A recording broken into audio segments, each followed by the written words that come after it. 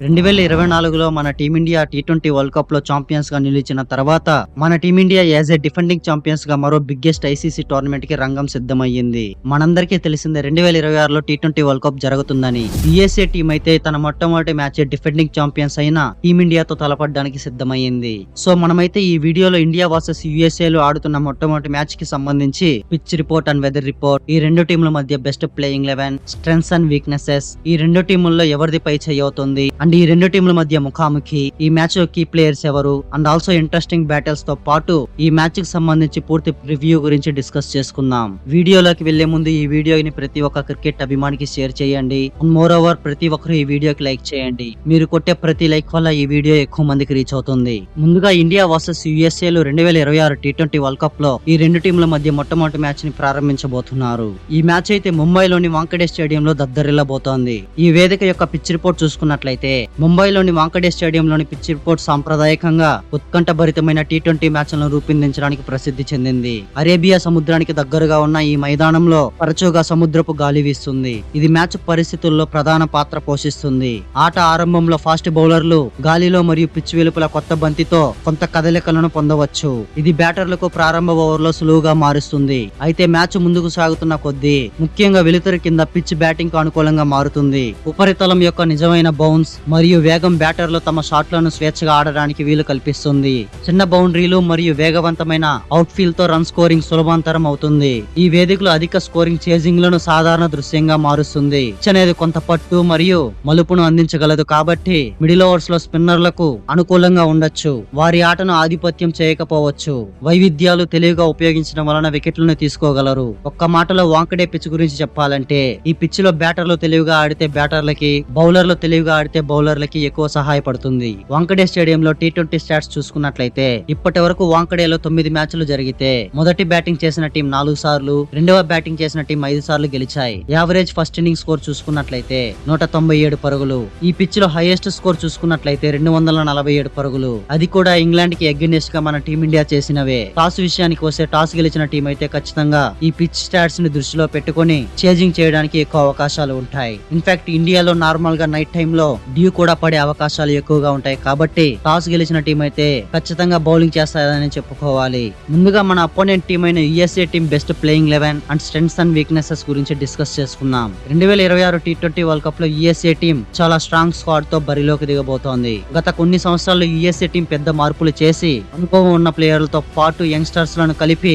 బలమైన టీం గా తయారైంది. ఈ టీ20 వరల్డ్ కప్ లో ఇండియాకి అగైనెస్ట్ గా యుఎస్ఏ బెస్ట్ ప్లేయింగ్ 11 చూసుకున్నట్లయితే number 1 Monank Patel as a wicket keeper గా కెప్టెన్ గా కంటిన్యూ అవుతాడు. Number 2 Andries Gous. నంబర్ 3 లో సాయి తేజ ముక్కమాల. నంబర్ 4 లో విలన్ కుమార్. నంబర్ 5 లో షాయన్ జహంగీర్. నంబర్ 6 లో శుభం రంజనే. నంబర్ 7 లో హర్మిత్ సింగ్. నంబర్ 8 లో షాడ్లీ వన్ షాల్క్విక్. నంబర్ 9 లో సౌరభ్ నేత్రవాల్కర్. నంబర్ 10 లో ఆలీ ఖాన్. నంబర్ 11 లో నోస్తుస్ గెంజిగే. 2026 టీ20 వరల్డ్ కప్ లో యుఎస్ఏ ప్రాబబుల్ ప్లేయింగ్ 11 ఎలా ఉండొచ్చని నేను అనుకుంటున్నాను. యుఎస్ఏ బ్యాటింగ్ చాలా డైనమిక్ గా కనిపిస్తోంది. మోనాంక్ పటేల్ ఒక నైపుణ్యం కలిగిన టీ20 టాప్ ఆర్డర్ బ్యాట్స్మెన్ మరియు వికెట్ కీపర్. తను అధిక స్ట్రైక్ రేట్ ను కొనసాగిస్తూ ఇన్నింగ్స్ ను ముందుకు తీసుకెళ్లడంలో ప్రసిద్ధిగాంచాడు. అండ్ అంతేకాదు టీ20 వరల్డ్ కప్ లాంటి ఒక మెగా ఈవెంట్ లో యుఎస్ఏ ని ముందు యాజ్ ఏ కెప్టెన్ గా నడిపించబోతున్నాడు. మోనాంక్ పటేల్ పవర్ ప్లే లో స్టెబిలిటీ స్టార్ట్స్ అందించగలడు. యాండ్రీస్ గ్యూస్ మరియు సాయి తేజ ముక్కమాడాలు మిడిల్ ఓవర్స్ లో రన్ రేట్ ను పెంచే సామర్థ్యం కలిగి ఉన్నారు. మిలింద్ కుమార్, షాయన్ జహంగీర్ మరియు శుభం రంజనే మిడిల్ ఆర్డర్ లో ఫినిషింగ్ పాత్రను కూడా చాలా బాగా నిర్వర్తించగలరు. హర్మీత్ సింగ్ లాంటి ఆల్రౌండర్ కూడా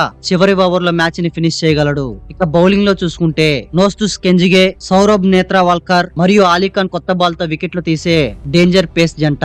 నోస్తీ కెంజిగే మరియు హర్ప్రీత్ సింగ్ స్పిన్ డిపార్ట్మెంట్ లో బ్యాట్స్మెన్ లను కష్టాలు పెట్టగలడు. ఒక్క మాటలో యుఎస్ఏ టీం గురించి చెప్పాలంటే అటు బ్యాటింగ్ లో బౌలింగ్ లో సాలిడ్ గా ఉందని చెప్పుకోవాలి. ఇక మన టీమిండియా విషయానికి వస్తే ఈ టోర్నమెంట్ లో యాజ్ ఏ డిఫెండింగ్ ఛాంపియన్స్ గా బరిలోకి దిగబోతోంది. మన టీమిండియా హోమ్ అడ్వాంటేజ్ తీసుకుని మళ్ళీ టీ20 వరల్డ్ కప్ లో ఛాంపియన్స్ గా నిలవాలంటే ప్లేయింగ్ 11 ఎలా ఉండాలో చూసుకుందాం. ఓపెనింగ్ లో ఇషాన్ కిషన్, అభిషేక్ శర్మ. నంబర్ 3 లో సూర్యకుమార్ యాదవ్. నంబర్ 4 లో తిలక్ వర్మ.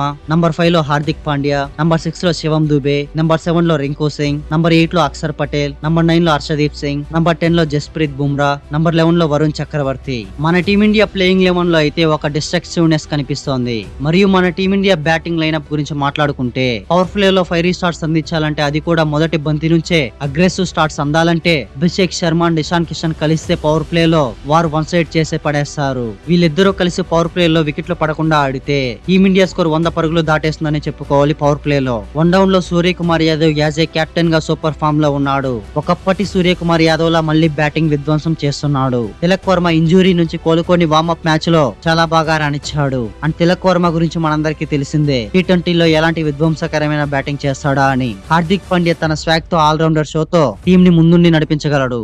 శివం దుబే, రింకు సింగ్, అక్షర్ పటేల్ కూడా బ్యాటింగ్ లో అద్భుతమైన ఫినిషింగ్ చేయగలరు. ఇక బౌలింగ్ డిపార్ట్మెంట్ కి వస్తే Jasprit Bumrah, Harshdeep Singh pace bowling lineup లో కీ ఫ్యాక్టర్స్ గా ఉండబోతున్నారు. And finally Varun Chakravarthy middle overs లో అదిరిపోయే సెన్సేషనల్ బౌలింగ్ తో వికెట్లు పడగొట్టగలడు. ఓవరాల్ గా మన టీమిండియా గురించి చెప్పాలంటే ఎదురుగా ఎంత పెద్ద టీం ఉన్నా సరే వాళ్ళకి భయం పుట్టిస్తారని చెప్పుకోవాలి. ఈ రెండు టీంల మధ్య స్ట్రెంగ్త్స్ అండ్ వీక్నెసెస్ చూసుకున్నట్లయితే మన టీమిండియా బ్యాటింగ్ లో టాప్ క్లాస్ బ్యాటర్లు ఉన్నారు.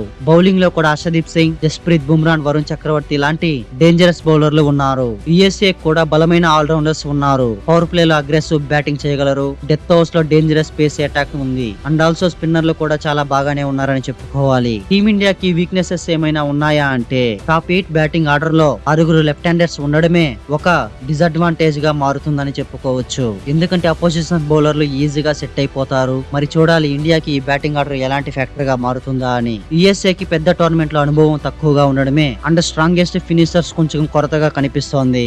బట్ ఎనీవేస్ ఈ రెండు టీముల మధ్య హెడ్ టు హెడ్ స్టాట్స్ చూసుకున్నట్లయితే ఈ రెండు టీములు కేవలం ఇప్పటికీ ఒక మ్యాచ్ మాత్రమే ఆడారు. అది కూడా లాస్ట్ T20 వరల్డ్ కప్ లో ఒక మ్యాచ్ మాత్రమే ఆడారు. సో ఆ మ్యాచ్ లో మన టీమిండియా గెలిచింది. But USA team defending champions ని ఎదుర్కోవాలంటే చాలా కష్టమనే చెప్పుకోవాలి. మన టీమిండియాది ఈ మ్యాచ్ లో కూడా ఖచ్చితంగా అప్పర్ హ్యాండ్ ఉంటుందనే చెప్పుకోవచ్చు. ఈ రెండు టీముల్లో కీ ప్లేయర్స్ ని చూసుకున్నట్లయితే టీమిండియాలో అభిషేక్ శర్మ అండ్ ఇషాన్ కిషన్ లో బ్యాటింగ్ లో కీ ప్లేయర్స్ అనే చెప్పుకోవాలి. బౌలింగ్ లో వరుణ్ చక్రవర్తి కీ ప్లేయర్ అనే చెప్పుకోవాలి. బ్యాటింగ్ లో అభిషేక్ శర్మ అండ్ ఇషాన్ కిషన్ అందించే స్టార్ట్స్ టీమిండియా డెస్టినేషన్ మార్చేస్తాయి. అండ్ వరుణ్ చక్రవర్తి వేసే బౌలింగ్ టీమిండియా విజయాల్లో కీ ఫ్యాక్టర్. సో అందుకనే వీళ్ళు India team side key players అని చెప్పుకోవచ్చు.